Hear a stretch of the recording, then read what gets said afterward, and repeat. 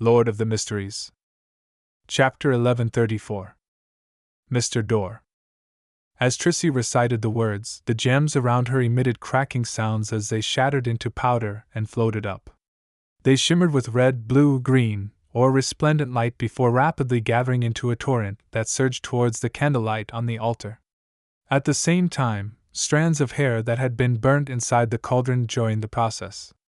The fire began to expand and interweave with each other, turning increasingly dark, as if it was an illusory door that led to other worlds. Trissy immediately felt the surrounding temperature drop rapidly, as though countless dangers were seeping out of the fire. A sentence flashed across her mind. It was a reminder from Gairman Sparrow. "Be careful of Mr. Door." As expected of someone with a messenger of that level. His understanding of Mr. Door, and his confidence in knowing about my plans, might be deeper and more precise than I imagined. Trissy slowly took a deep breath and patiently waited for the subsequent changes. In just a blink of an eye, she felt that the void in the room thinned significantly. Many of the places were covered with shadows, as though there were large amounts of indescribable creatures hiding behind them. The dim, expanding flames slowly turned into a gigantic, deep crimson vortex.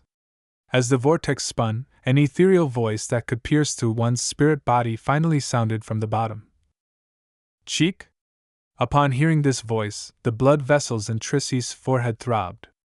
It was as if her head had been pierced by countless steel needles as they crazily stabbed and twisted. Her black hair flared up despite the lack of wind. Every strand grew slightly thicker, and the skin on her face became transparent. Her blood vessels protruded out one after another, densely packed like a spider's web.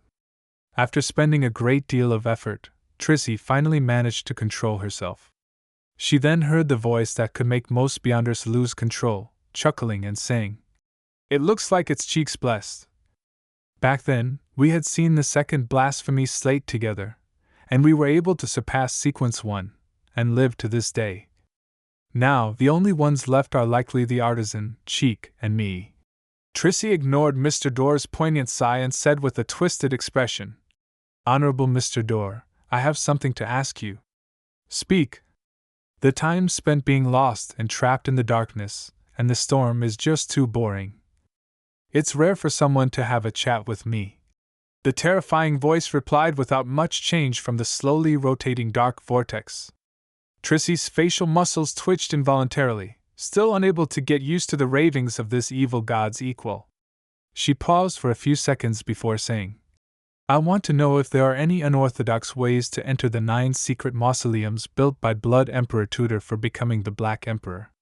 It was unknown where he was, but Mr. Door's ethereal laughter sounded through the endless void.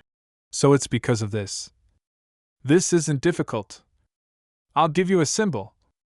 You can gather the blood of Beyonders from different pathways and mix them together, mixing it with your spirituality. Draw the symbol in front of the mausoleum. Then you can open the secret passage that leads into it." As the existence spoke, sparks separated from the dark vortex, forming a rather complicated symbol in midair. It was like doors that were stacked in decreasing sizes as they randomly extended without end. Trissy held back the excruciating pain of her spirit body tearing apart. She memorized the symbol and sought confirmation. There must be blood from all 22 Beyonder pathways. Each pathway only requires the blood of a Beyonder, regardless of his sequence. How much blood of each pathway is required? Mr. Door replied in the same way that he had been raving in earlier. "Right, there's no need for too much. Just a small tube will do. Just guarantee that the symbol drawing can be finished." Although Trissy wore a painful grimace, she couldn't help but smile when she received the critical information. This, combined with her overall expression, made her appear odd, as though she was a lunatic. After completing her main goal, Trissy asked again to ensure smooth cooperation with Gairman Sparrow in the future. The Abraham family wants to know how to get rid of the ancient curse. The dark vortex was silent for a few seconds before sighing. "Set up such a ritual. Sacrifice 3 demigods that are respectively from the Seer, Apprentice, and Marauder pathway. Once I leave the storm and penetrate the darkness, the curse will no longer exist. Trissy wasn't interested in how the Abraham family could escape the ancient curse. After receiving the answer, she couldn't take it any longer. As she thanked Mr. Dorr, she began to stop the ritual. As for Mr. Dorr, he didn't attempt to bewitch, threaten, or corrupt her. After the dark fire vortex disintegrated and the ritual ended, Trissy began to cogitate, spending nearly an hour to calm the effects of Mr. Dorr's ravings. After doing all of this, Trissy took out a pen and paper and copied the symbol provided by Mr. Dorr. She described the two answers in detail. She knew that she was being pursued by Saintess of White Catarina, and there seemed to be even more terrifying hunters that would follow her wake. It was very difficult for her to find the blood of Beyonders of different pathways that quickly, so she planned on leaving this matter to Gehrman Sparrow. In addition, she believed that even if George III and the others believed that there was no problem with the secret mausoleum and that it was safe enough, thus, not leaving too many guards, there were still precautions inside.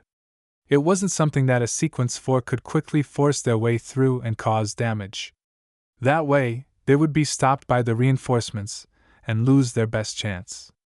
As for Gehrman Sparrow, even his messenger was at the level of an angel. The strength of the organization behind him was obvious, so they had the ability to destroy the mausoleum at the critical moment, causing the Black Emperor ritual to fail. She couldn't complete it herself, so of course she had to find assistance from someone with the ability to accomplish it. After throwing the letter into a mailbox on a nearby street, the black-haired, black-coated Trissy slowly walked down in the cold and lonely road. On the dim road, she looked at the light from the gas lamps and laughed self-deprecatingly. For the sake of a little indignation, I've actually gone this far. You're lucky. At least I'll avenge you. And if I die, apart from those who hate me, no one will remember me. After receiving the letter from Miss Messenger, Klein sat on the chair and read it several times. Before he went above the gray fog to divine the authenticity of Mr. Dorr's method, he subconsciously thought about how quickly he could gather the blood from the 22 Beyonder pathways. This symbol is very similar to the symbol behind Miss Magician's chair. I can use my own for seer. For apprentice, I can find Miss Magician, and also give her some pressure to write. There are 3 choices for the Marauder pathway. Transform a marionette into a mosquito and send a mosquito to bite Hazel. Obtain it from Vice Admiral Iceberg's third mate named Flowery Bow Tie. And lastly, get it from Leonard's grandpa. The Spectator pathway, Miss Justice. The Bard pathway, Little Sun. The Storm pathway, Mr. Hangman. The Reader pathway, Vice Admiral Iceberg, or that demigod named Luca. Secret Suppliant, get the second mate of Ma'am Hermit, Bloodless Heath Doyle. The Corpse Collector pathway, Numinous Episcopates Patrick Bryan. The Sleepless pathway, My Dear Poet. The Warrior pathway, most of the citizens of the City of Silver or Father Utravsky. Planter Frank. Apothecary Emlyn. Arbiter Miss Zio. Lawyer Marionette Konas. Hunter Danitz or Anderson. Demoness, get Trissy to provide it herself. Prisoner Miss Sharon or Marek. Criminal, I temporarily have no targets. Mystery Prior Ma'am Hermit.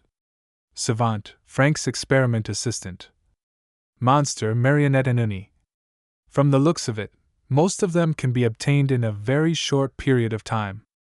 The corresponding channels have sufficient trust in me and believe that I wouldn't curse them with their blood.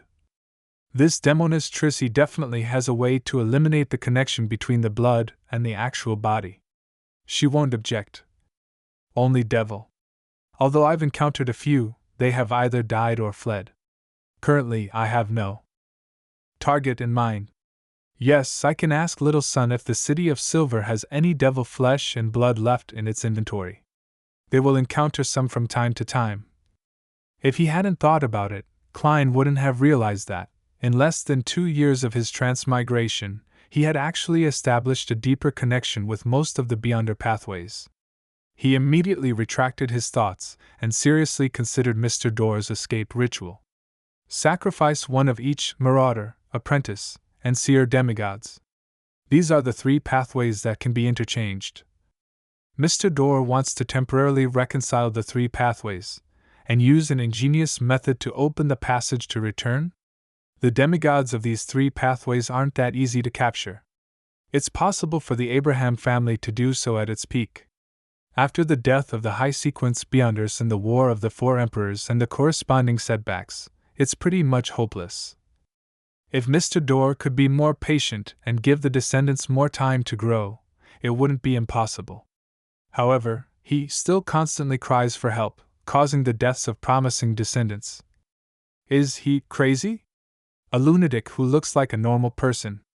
After some thought, he burned the letter and went above the gray fog to do 2 divinations. The revelations he received was that the method to enter the secret mausoleum was real. Mr. Dorr's return ritual was also true.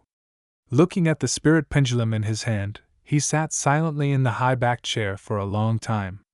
After a few minutes, he clenched his left hand and gripped the topaz pendant tightly.